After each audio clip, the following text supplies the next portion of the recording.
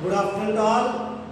ఈరోజు మనము first year ఫిజిక్స్లో గమన నియమాలు పాఠ్యాంశంలో భాగంగా క్లాస్ 10లో మనము ఘర్షణ రకాలని మరియు వివరణని చెప్పుకుందామండి. అలాగే ఘర్షణ తగ్గించే పద్ధతుల కోసము నేర్చుకుందామండి. మరి నిన్నటి క్లాసులో ఘర్షణ యొక్క డెఫినేషన్ చెప్పుకున్నాము. అలాగే మనము ఘర్షణ వల్ల లాభాలు మరియు నష్టాలని నేర్చుకున్నామండి. మరి ఈరోజు క్లాసులో మొట్టమొదట ఘర్షణ గుణకం అంటే తెలుసుకున్నామండి. ఘర్షణ గుణకము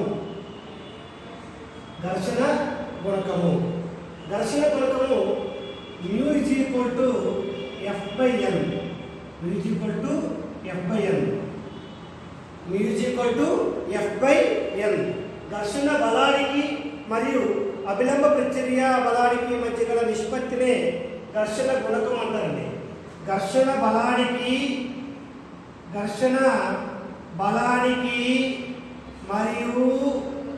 మరియు అభిలంబ ప్రతిచర్య బలానికి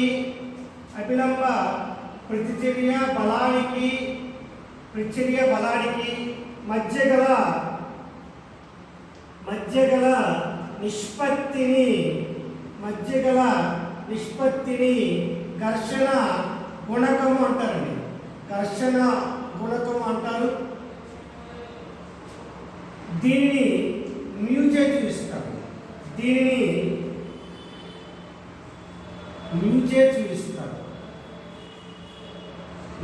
సూచిస్తారు. దీనికి ప్రమాణాలు లేవు.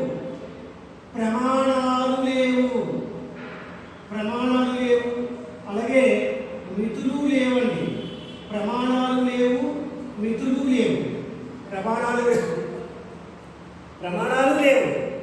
కూడా లేవండి. చూడండి, ఘర్షణ బలానికి మరియు అభిలంబ ప్రతిచర్య బలానికి మధ్య గల నిష్పత్తినే ఘర్షణ గుణకం అంటారండి. ఘర్షణ గుణకాన్ని మ్యూతో చూపిస్తారండి. దీనికి ప్రమాణాలు లేవు, మితులు లేవు. మరి మ్యూ ఎవరి మీద డిపెండ్ అనేది ఎవరి మీద డిపెండ్ అవుతుందంటే mu depend on nature of the body. Mu ఎవరి మీద డిపెండ్ అవుతుందండి? Nature of the body. వస్తువు యొక్క సహజమైన వస్తువు మీద ఆధారపడి ఉంటుందమ్మా. అలాగే మ్యూ అనేది ఇంకెవరి మీద డిపెండ్ అవుతుంటే స్పర్శాతలం యొక్క గరుకుదనం మీద డిపెండ్ అవుతుందన్నమాట. స్పర్శాతలం యొక్క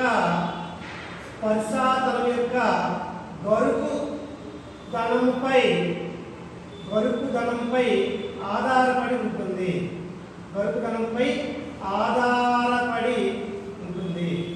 చూడండి పిల్లలు, మ్యూ అనేది ఎవరి మీద డిపెండ్ అవుతుందమ్మా? నేచర్ ఆఫ్ ది బాడీ అంటే వస్తువు యొక్క సహజత్వం మీద డిపెండ్ అవుతుంది. అలాగే స్పర్శాతలం యొక్క గరుకుదనంపై ఆధారపడి ఉంటుంది. మరి మ్యూ ఎవరి మీద ఆధారపడి ఉండదంటే వస్తువు యొక్క ద్రవ్యరాశిపై ఆధారపడి ఉండదు. మ్యూ అనేది వస్తువు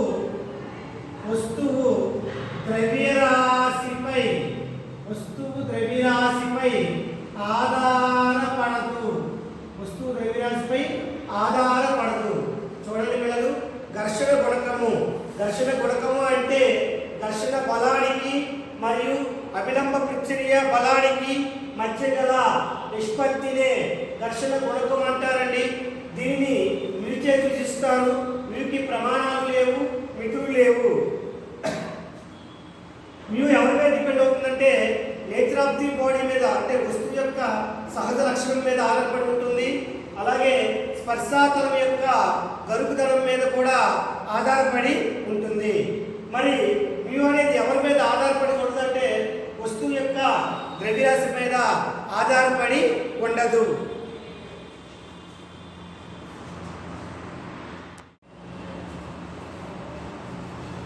ఇప్పుడు మనము ఘర్షణ మరియు వాటి రకాల గురించి తెలుసుకుందామండి.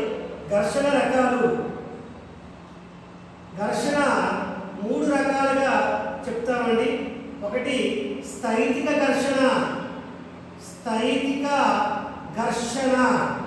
దీన్ని ఆంగ్ల పరిభాషలో మనం ఏమంటామంటే స్టాటిక్ ఫ్రిక్షన్. ఏమంటామండి? Static friction. స్టాటిక్ ఫ్రిక్షన్ అంటామండి. అలాగే రెండవది గతిక ఘర్షణ. గతిక ఘర్షణ, దీన్ని స్లైడింగ్ ఫ్రిక్షన్ అంటామండి. స్లైడింగ్ ఫ్రిక్షన్ అని చెప్తామండి. మూడవది దొర్లుడు ఘర్షణ. దొర్లుడు ఘర్షణ, దొర్లుడు ఘర్షణ అండి. ఇది రోలింగ్ ఫ్రిక్షన్ అండి. Rolling friction. మనము మొట్టమొదట స్థైతిక ఘర్షణ కోసము నేర్చుకుందాం పిల్లలు. స్థైతిక ఘర్షణ. స్థైతిక ఘర్షణ అంటే ఏంటంటే మనము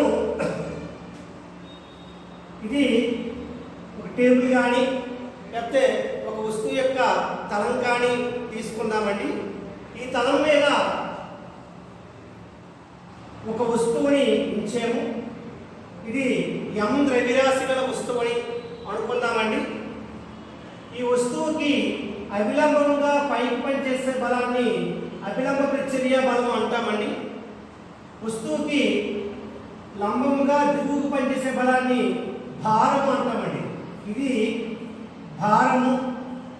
ఇది అభిలంబ ప్రతిచర్య బలం. అభిలంబ ప్రతిచర్య బలం.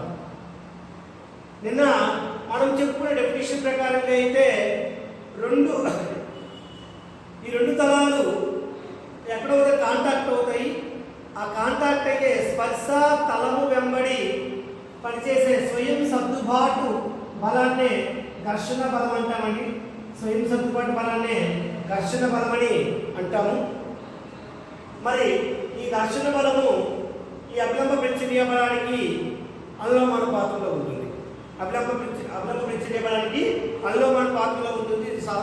ఇది సాధారణమైన నిర్వచనం. అయితే ఇప్పుడు వస్తువు విరామ స్థితిలో ఉంది. వస్తువు విరామ స్థితిలో ఉంది. వస్తువు విరామ స్థితిలో ఉండేటప్పుడు స్థైతిక ఘర్షణ ఉండదు. ఏమన్నా? స్థైతిక ఘర్షణ ఉండదు. స్థైతిక ఘర్షణ ఉండదు. స్థైతిక ఘర్షణ ఉండదు. ఎప్పుడైతే వస్తువు మీద బాహ్య బల ప్రయోగం జరుగుతుందో అప్పుడు వస్తువుకి స్థైతిక ఘర్షణ వస్తుంది. వస్తువుకి స్థైతిక ఘర్షణ వస్తుంది. అంటే నిశ్చల స్థితిలో ఉన్న వస్తువు మీద బాహ్య బలం కానీ ప్రయోగం జరిగితే గమనంలోకి రావడానికి ప్రయత్నిస్తున్న వస్తువు గమనాన్ని నిరోధించే బలాన్నే మనము స్థైతిక ఘర్షణ అంటామండి. ఏమంటామండి? స్థైతిక ఘర్షణని అంటాం. నిశ్చల స్థితిలో ఉన్న వస్తువుపై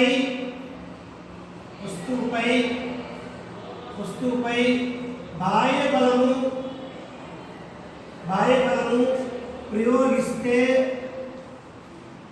బలము ప్రయోగిస్తే అక్కడ ఏమవుతుందమ్మా? వస్తువు గమనంలోకి రావడానికి ప్రయత్నిస్తుంది. వస్తువు గమనంలోకి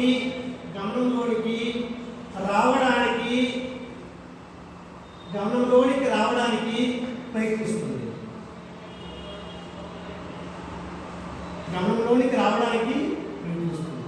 వస్తువు గమనాన్ని నిరోధించే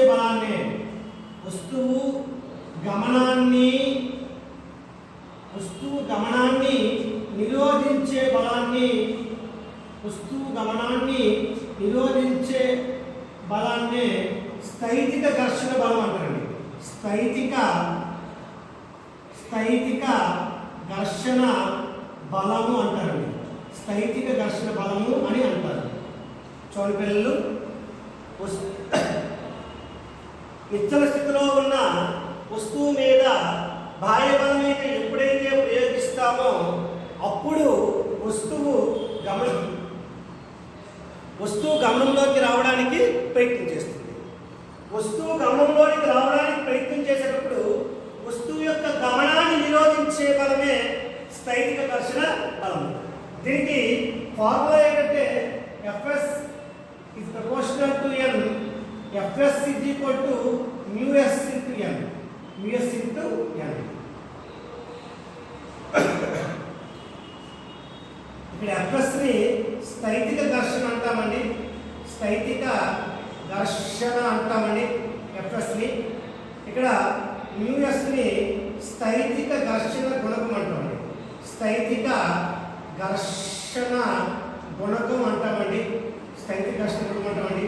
n ని అభిలంబ ప్రతిచర్య బలం అంటామండి. n ని అభిలంబ ప్రతిచర్య బలం, అభిలంబ ప్రతిచర్య బలం అని అంటాము.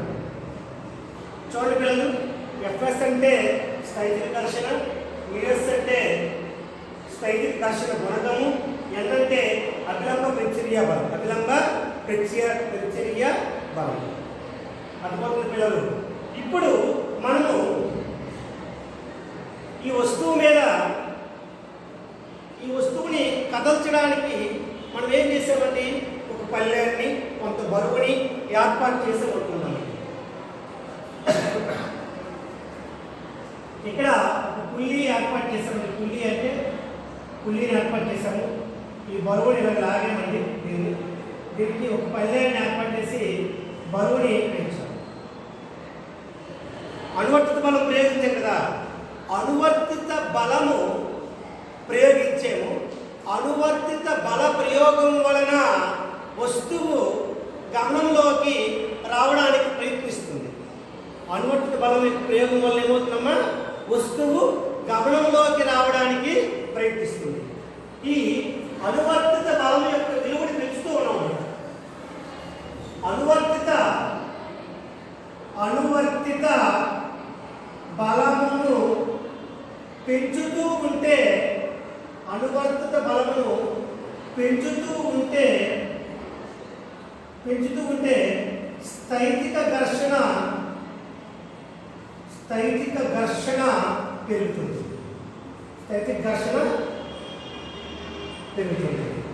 అయితే ఈ భారము పెరుగుతూ ఉంటే ఏదో ఒక భారం వద్ద వస్తువు ఏమవుతుందంటే నిశ్చల స్థితిలో ఉండే వస్తువు గమనంలోకి వస్తుంది. అంటే అర్థమేంటి, స్థైతిక ఘర్షణ అనేది గరిష్టమైంది. ఏమైందమ్మా, స్థైతిక ఘర్షణ అనేది గరిష్టమైంది. స్థైతిక ఘర్షణ గరిష్టమైతే ఆ గరిష్ట విలువను కలిగి ఉండడాన్ని మనం ఏమంటున్నామంటే ఇక్కడ సీమాంతర ఘర్షణ అంటామండి. సీమాంతర ఘర్షణ అంటున్నాం. అంటే స్థైతిక ఘర్షణ యొక్క గరిష్ట విలువను సీమాంతర ఘర్షణ అంటారండి. ఏమంటారండి, సీమాంతర ఘర్షణ, లిమిటింగ్ ఫ్రిక్షన్ అంటాం. సీమాంతర ఘర్షణ అంటాము. ఇది maximum value. Maximum value of the static friction is known as limiting friction. స్థైతిక ఘర్షణ యొక్క గరిష్ట విలువనే సీమాంతర ఘర్షణని అంటారు. మనము ఒక గ్రాఫ్ ద్వారా మనం పరిశీలన చేసుకున్నట్లయితే x అక్షము, y అక్షము.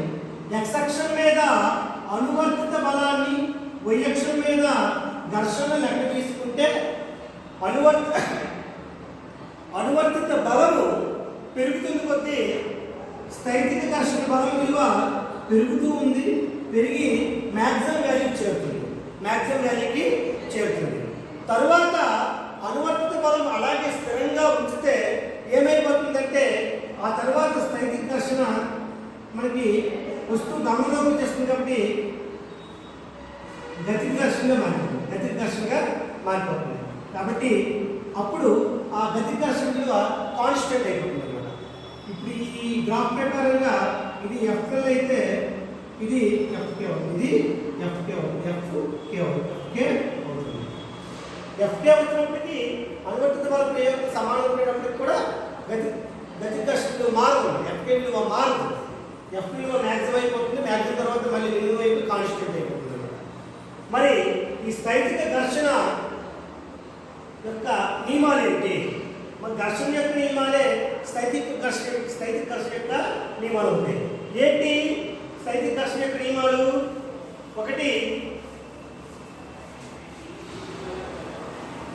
వస్తువు యొక్క స్పర్శ వైశాల్యంపై ఆధారపడి ఉండదు. ఏదమ్మా? ఒకటి, వస్తువు యొక్క స్పర్శ వైశాల్యంపై ఆధారపడి ఉండదు. వస్తువు యొక్క స్పర్శ వైశాల్యంపై ఆధారపడి ఉండదు. అలాగే స్థైతిక ఘర్షణ బలము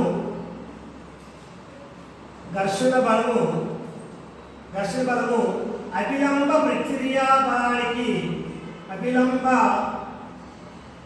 ప్రతిచర్యా బలానికి అనులోమానుపాతంలో ఉంటుంది.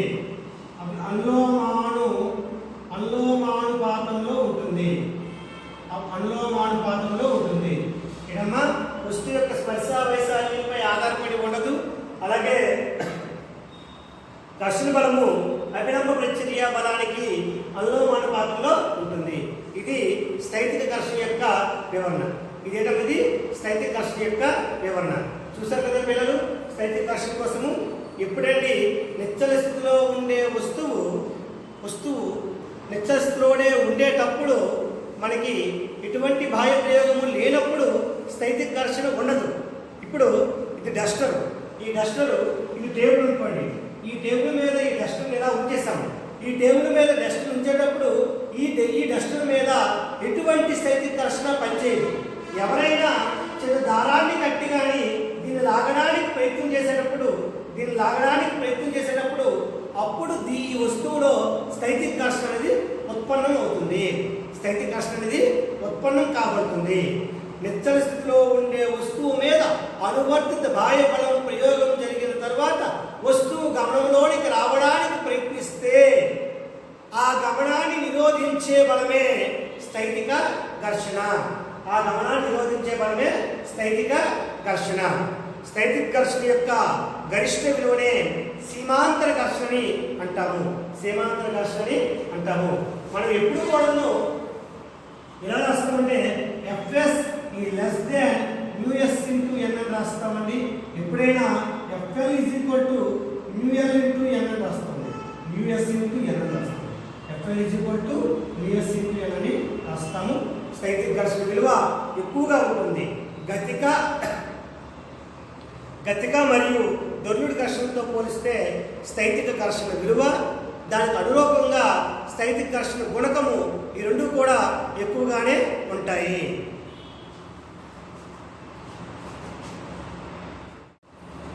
ఇప్పుడు రెండవదండి గతిక ఘర్షణ.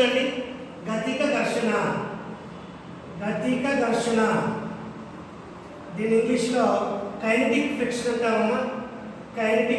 అంటాము. ఇప్పుడు పనిచేస్తుందంటే తలంపై జారుతున్న వస్తువు గమనాన్ని నిరోధించే బలాన్ని మనము గతిక ఘర్షణ అంటామండి.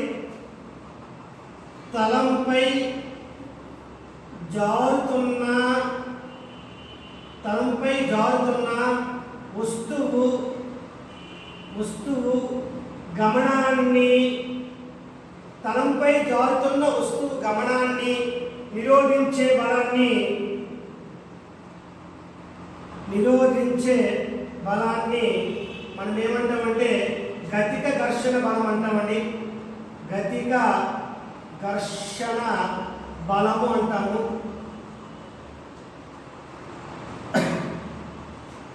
దీనిని జారుడు ఘర్షణ అని కూడా అంటారండి.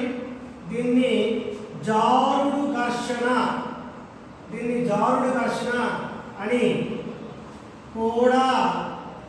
కూడా అంటారు. జారుడు ఘర్షణ కూడా అంటారు. దీనిని ఎఫ్ సఫిక్స్ కేతో సూచిస్తాం. ఎఫ్ సఫిక్స్ కేతో సూచిస్తాం.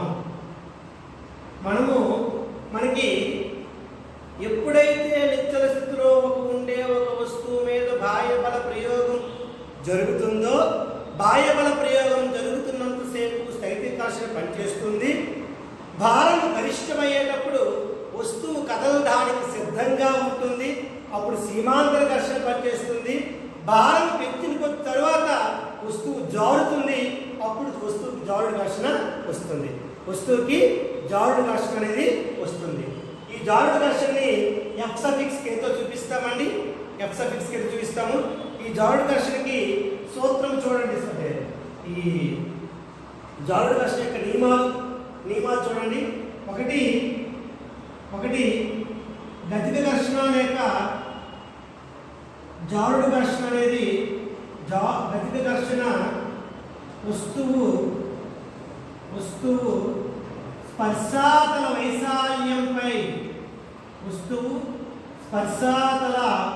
వైశాల్యంపై ఆధారపడదు.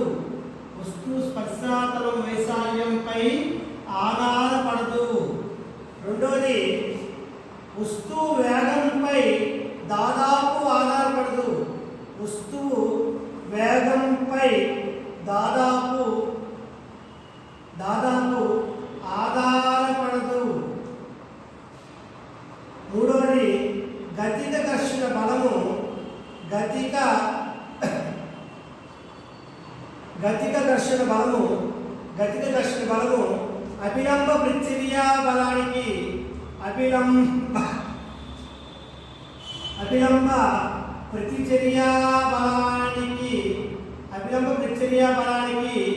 అనులోమానుపాతంలో ఉంటుంది.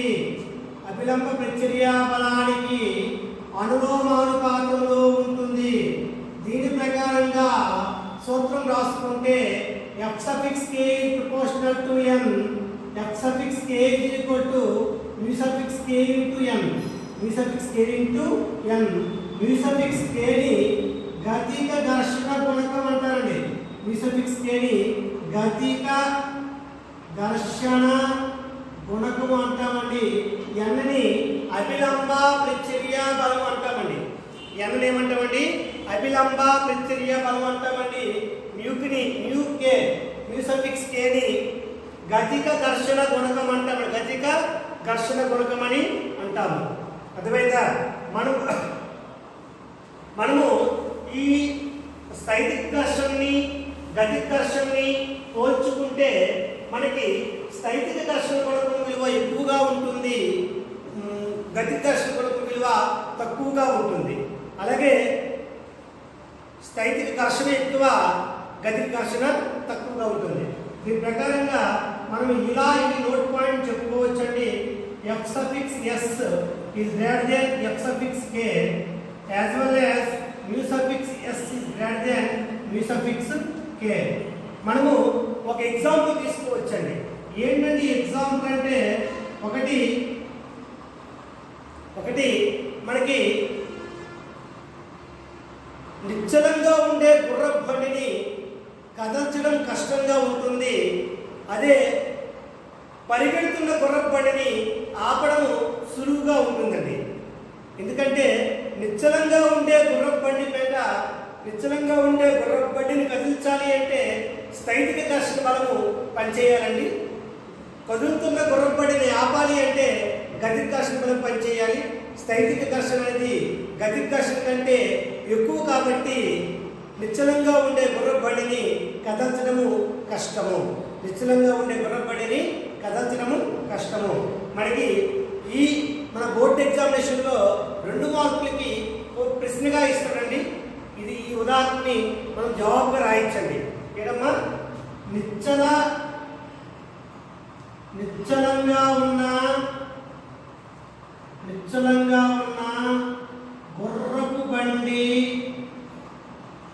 గుర్రపు బండిపై స్థైతిక ఘర్షణ పనిచేస్తుంది. స్థైతిక ఘర్షణ పనిచేస్తుంది. అదే కదులుతున్న గుర్రపు బండిపై గతిక ఘర్షణ పనిచేస్తుంది. ఏ పని చేస్తుందమ్మా? గతిక ఘర్షణ పనిచేస్తుంది. గతిక ఘర్షణ పనిచేస్తుంది. ఇప్పుడు మనకి నిజంగా గుర్రపు బండిని కదిలించడం కంటే కదులుతున్న గుర్రపు బండిని ఆపడం సులువు అనమాట. కారణం ఏంటి? స్థైతిక ఘర్షణ కంటే గతిక ఘర్షణ తక్కువ కాబట్టి. అలా అని చెప్పుకోవచ్చు. గతిక ఘర్షణ కంటే స్థైతిక ఘర్షణ ఎక్కువ కాబట్టి నిశ్చలంగా ఉన్న గుర్రపు బండిని కదల్చడము కష్టము.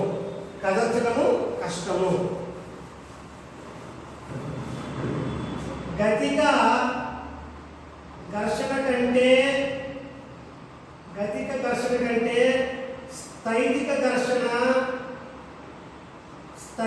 ఘర్షణ ఎక్కువ.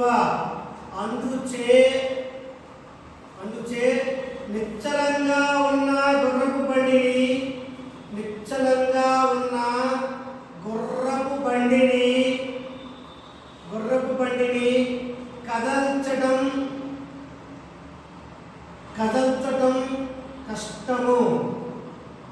కదల్చడం కష్టము. ఎవరితో పోలిస్తే? కదులుతున్న గుర్రపు బండిని ఆపడంతో పోలిస్తే. కదులుతున్న గుర్రపు బండిని ఆపడంతో పోలిస్తే నిశ్చలంగా ఉండే గుర్రపు బండిని కదల్చడం అనేది కష్టమండి. ఇది మనకి స్థైతిక గతిక ఘర్షణ గురించండి. నెక్స్ట్ కాన్సెప్ట్ అంటే దొర్లుడు ఘర్షణ. నెక్స్ట్ అమ్మా దొర్లుడు ఘర్షణ.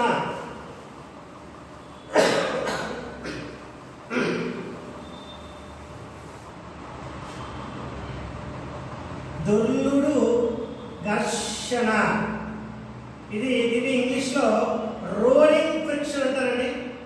రోలింగ్ ఫ్రిక్షన్ దొర్లుతున్న వస్తువు. లాన్ రోలర్, బంతి, ఫుట్బాల్ ఇవన్నీ దొరుకుతున్న వస్తువులండి.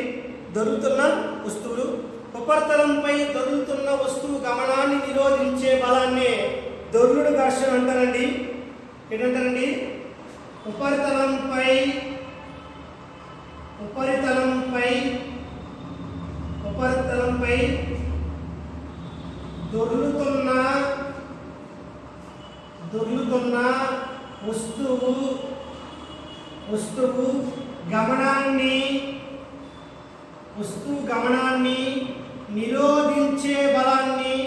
దొర్లుతున్న వస్తువు గమనాన్ని నిరోధించే బలాన్ని మనకి దొర్లుడు ఘర్షణ అంటారండి.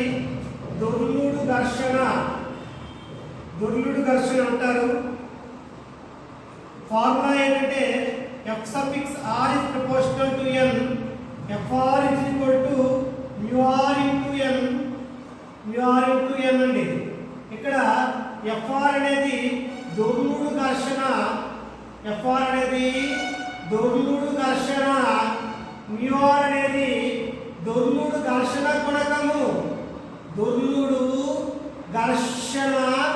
గుణకము. అండి. దొర్లుడు ఘర్షణ గుణకము μr అనేది. Fr అనేది దొర్లుడు ఘర్షణ. ఉపరితలంపై దొరుకుతున్న వస్తువు గమనాన్ని నిరోధించే బలాన్ని దొర్లుడు ఘర్షణ అంటారండి. ఇక్కడ దొర్లుడు ఘర్షణ యొక్క నియమాలు చూద్దామండి. ఒకటి Fr is proportional to n. అంటే అర్థమేటమ్మా? దొర్లుడు ఘర్షణ బలము అభిలంబ ప్రతిచర్య బలానికి అనులోమానుపాతంలో ఉంటుందండి. రెండోది స్పర్శ వైశాల్యము తక్కువగా ఉంటే దొర్లుడు ఘర్షణ తక్కువగా ఉంటుంది. స్పర్శ వైశాల్యము తక్కువగా ఉంటే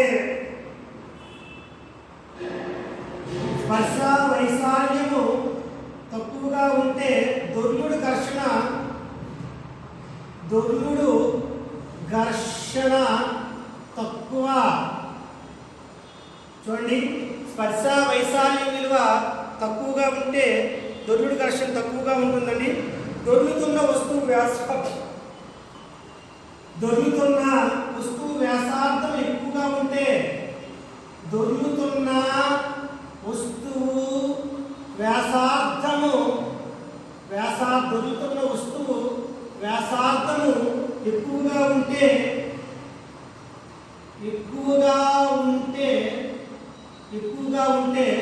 దొర్లుడు ఘర్షణ తక్కువ.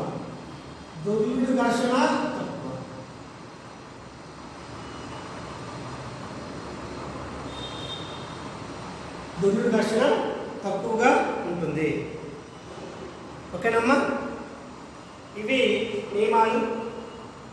చూడండి పిల్లలు, ఎఫ్ఆర్ఎస్ ప్రపోర్షనల్ టు ఎన్ ఒకటి, స్పర్శ వైశాల్యం తక్కువగా ఉంటే దొర్లుడు ఘర్షణ తక్కువగా ఉంటుంది ఒకటి, దొర్లుతున్న వస్తువు వ్యాసార్థం ఎక్కువగా ఉంటే దొర్లుడు ఘర్షణ తక్కువగా ఉంటుంది.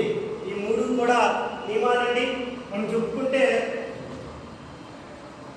మనకి ఎప్పుడైనా FSC is greater than FR is greater than FK is greater than FR. దొర్లుడు ఘర్షణ కంటే గతిక ఘర్షణ ఎక్కువ, గతిక ఘర్షణ కంటే స్థైతిక ఘర్షణ ఎక్కువ. చూడండి, దొర్లుడు ఘర్షణ కంటే గతిక ఘర్షణ ఎక్కువ, గతిక ఘర్షణ కంటే స్థైతిక ఘర్షణ ఎక్కువ. అలాగే µS greater than µK is greater than µR. ఇది కూడా సేమ్ అండి. దొర్లుడు ఘర్షణ గుణకం కంటే ఇక్కడ గతిక ఘర్షణ గుణకం ఎక్కువ, గతిక ఘర్షణ గుణకం కంటే స్థైతిక ఘర్షణ గుణకం విలువ ఎక్కువగా ఉంటుంది. మరి ఈరోజు పాఠ్యాంశంలో భాగంగా మనము గమన నియమాల పాఠంలో ఏం చెప్పుకున్నామండి? ఘర్షణ రకాల గురించి చెప్పుకున్నామండి. మరి ఈరోజే మనము ఘర్షణ తగ్గించే పద్ధతి చెప్పుకుందాం అనుకున్నాం, కానీ మరి సమయభావం వల్ల రేపటికి నేను వాయిదా వేస్తున్నాను. రేపటి క్లాస్లో మనం తప్పనిసరిగా ఘర్షణ తగ్గించే పద్ధతులు, అలాగే రిమైనింగ్ చాప్టర్లో ఉండే కాన్సెప్ట్ని మనం నేర్చుకుందామండి. పిల్లలు నోట్స్ రాసుకోండి. ఎవరికైనా వీడియో అవసరమైతే షేర్ చేయండి. Thank you.